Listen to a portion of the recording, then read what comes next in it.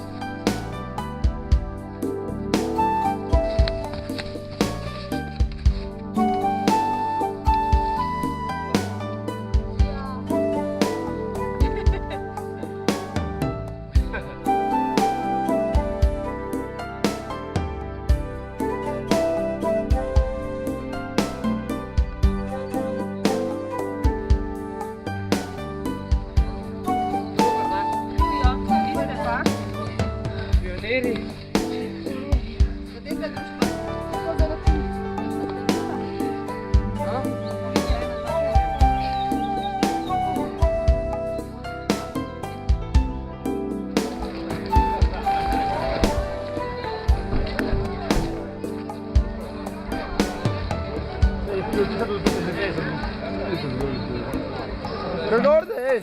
Gorde si! Dostavi, cajt! Drugo mesto, ekipa Žane.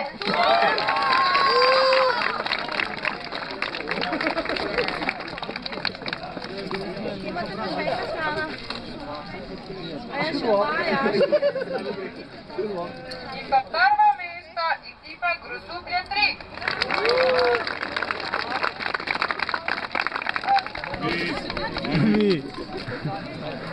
Drugo mesto, ekipa Račma 1.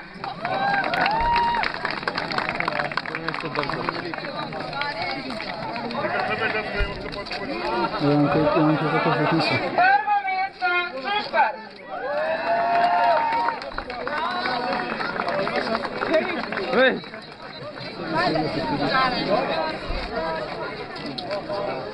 Takrat.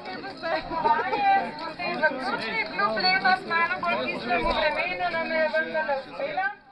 Proga je bila kar težka.